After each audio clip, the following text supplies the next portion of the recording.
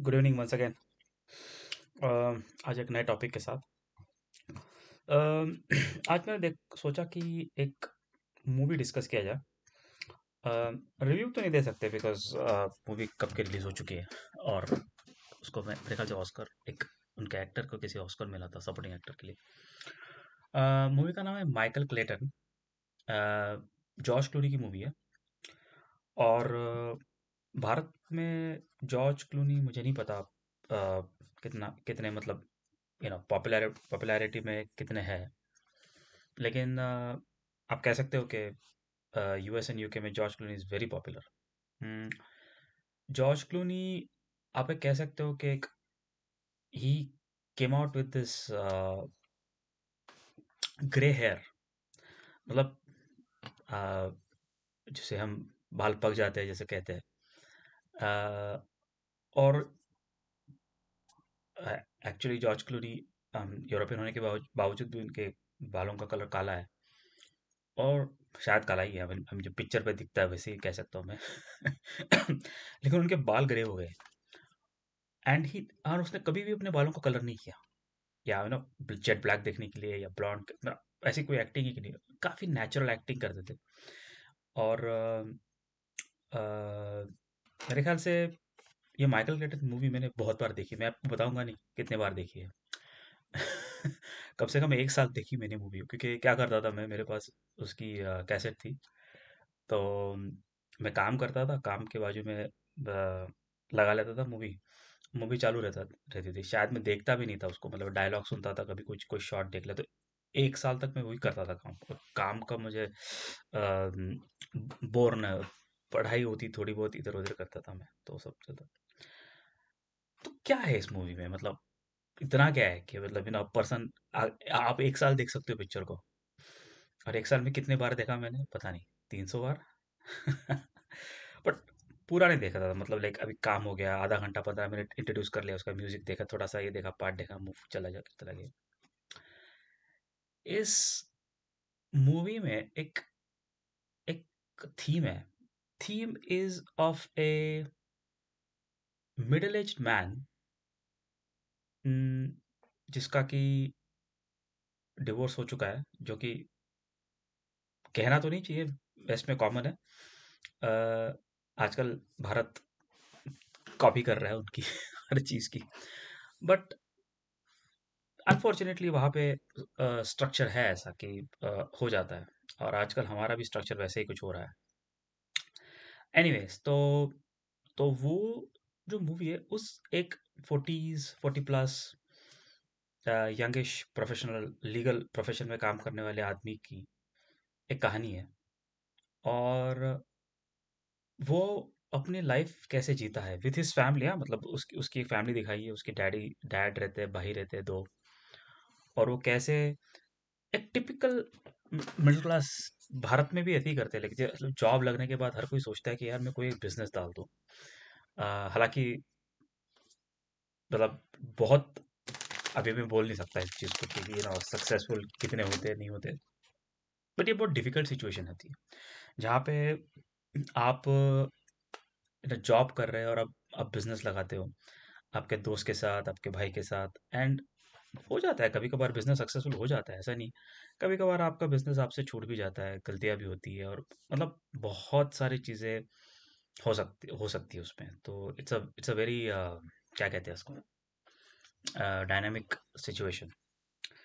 और हर एक को ना मतलब वो एक रहता है।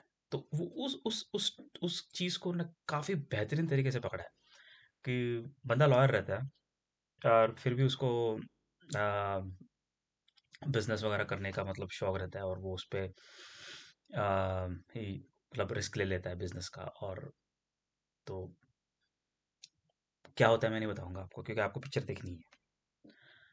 तो उसमें ऐसा दिखाया है कि and apart from social issues, मतलब दे हैव, उन्होंने ना टच किया है, मतलब मिडिल अमेरिका को। अब मिडिल अमेरिका नहीं, क्या कहते हैं उसको, यूएस का जो एक मिडिल क्लास कह सकते हो आप, उसको उन्होंने, उनके लाइफ को उन्होंने अच्छी तरह से, बहुत अच्छे से डेप्थ में टच किया है कि कैसे यूएस में प्रोफेशनल्स, जिसे हम मिडिल क्लास कहते हैं ना, यूनिवर्सिटी से ग्रेजुएट्स आते हैं, कैसे जॉब करते हैं, कैसे दिन रात आपको ये करना पड़ता है, और वो मतलब of course is shown to be very savvy at it, और उसका कैसा वो मर्जर्स एक्विजिशंस का दिखाया है, एंड कॉर्पोरेट कल्चर का भी दिखाया है, किस तरीके से कॉर्पोरेट कल्चर होता है। अ, इतने सारे टॉपिक्स टच किए हैं उस, और आई वुड से कि मतलब मेरे मतलब अभी इससे आगे भी शायद पिक्चर हुए होंगे अच्छे, लेकिन Michael Clayton, George Clooney, and I think पॉला, director का नाम है, I forgot his first name, और टिल्डा स्विंटन को I think she had gotten supporting actor के लिए ऑस्कर मिला था उसको।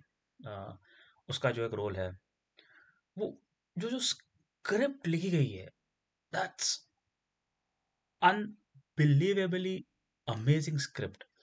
मतलब कि एक मेंटल डिसीज, मेंटल स्किज़ोफ्रेनिया जो इंसानों को होता है, तो कैसे वो स्किज़ोफ्रेनिक, स्किज़ोफ्रेनिक आप बोल नहीं सकते उसमें actually, I don't know, but legal profession में कभी भी ये होता है कि there are some limitations. I mean, I don't have to tell you, but normally ऐसा होता है कि आप जब किसी लीगल प्रोफेशन में काम करते हो, तब डेफिनेटली आपको डिफेंड करना पड़ता है, बिकॉज जो परपेट्रेटर है और विक्टिम है, दोनों के अलग अलग लॉयर्स होते हैं, and perpetrator is innocent until proven guilty, तो उसके लिए भी लॉयर्स होते हैं। लेकिन इसमें क्या होता है कि कॉर्पोरेट फाइट्स बिटवीन कंपनीज होती है।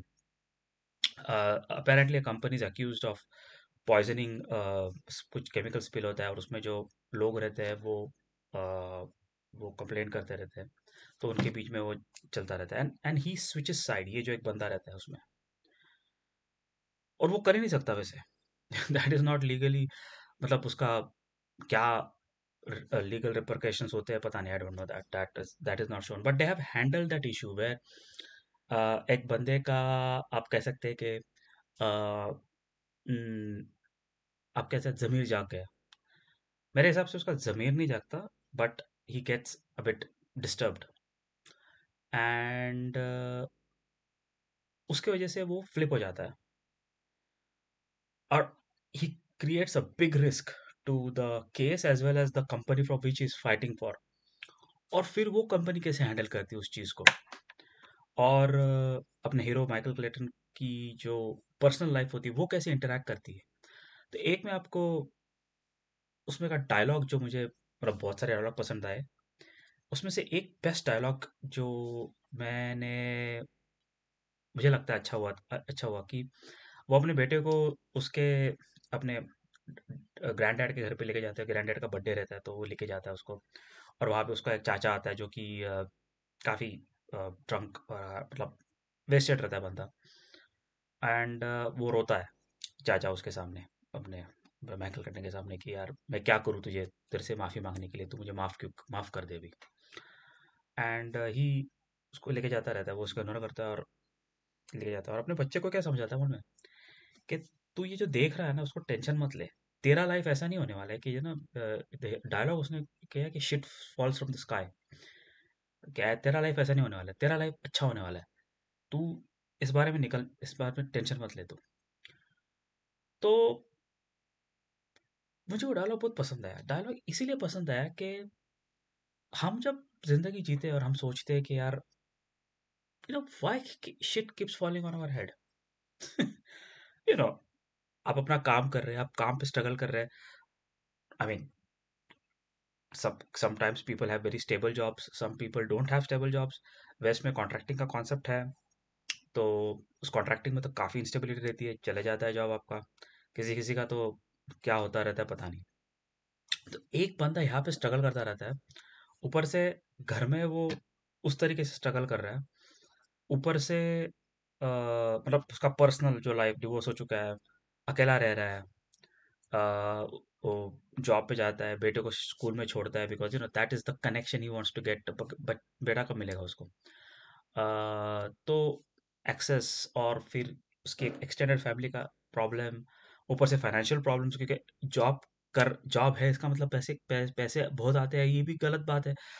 जो जॉब करता है उसको ही पता रहता है कि क्या पैसे आते हैं। मतलब प्रॉब्लम ऐसा होता है कि जैसे आपके पैसे बढ़ते हैं आपके खर्चे बढ़ते हैं, तो मतलब योर हम लोग का क्या कहते हैं उसको, लाइफ ही ऐसी है कि हम ऑलरेडी स्पेंड कर देते हैं पैसे आने से पहले। अरे हाँ, आने वाला है, उस पे पहले ही हमारा खर्चा बढ़ चुका होता है। तो तो वो जो उसने जो एक एक्सप्लेन किया है उसमें कि जॉब के लिए वो क्या क्या करता है, और उसका जो एक स्टॉइक, ऑफ उसके भी बुरे आदतें होती है, बट उसका जो एक स्टॉइक प्रेजेंस है उसमें, कि इस प्रॉब्लम को सॉल्व कर रहा है, उस प्रॉब्लम को सॉल्व कर रहा है, इसको कर रहा है, उसको कर रहा है, बोले, क्या कर रहा है तू? और फिर बाद में अचानक उसमें से उसका कुछ इन्वेस्टिगेशन में चला जाता है, बोलते ये क्या कर रहा है तू? एंड तो उसका बड़ा भाई जो रहता है वो पुलिस रहता है, ये बंदा लॉयर रहता है, और तीसरा भाई दिखाया है कि मतलब is drunk and everything.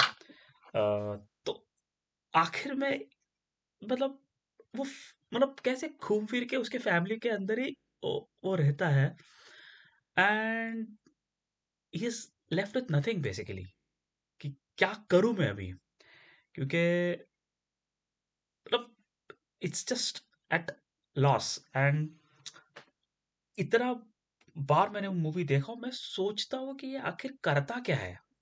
And I am not telling about this movie कि वो डायरेक्टर का होता है ना, कुछ मतलब कुछ मूवीज होते हैं जिसका, जैसे कि इंसेप्शन का, मतलब आपको पता ही नहीं क्या हो गया, वो गिरा नहीं गिरा, उस पर डिबेट, हजार डिबेट चलती रहेंगी।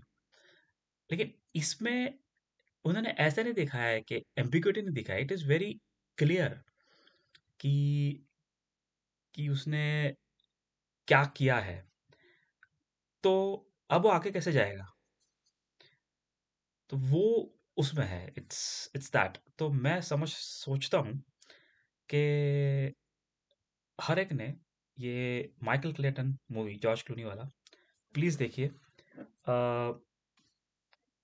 लर्निंग तो नहीं बोल सकते, it is a nice court, थोड़ा सा कोर्ट का, थोड़ा सा कॉर्पोरेट कल्चर का, थोड़ा सा कॉर्पोरेट ग्रीड, थोड़ा सा social matter, and how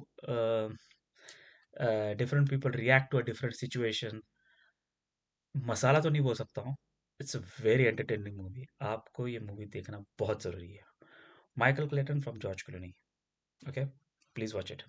and अरे भाई, चैनल को ज़रा सब्सक्राइब करो, और थोड़ा हमें भी क्या कहते हैं, साइड बिजनेस पे पैसे कमाने दो। अरे, meet you again, see you again, bye bye.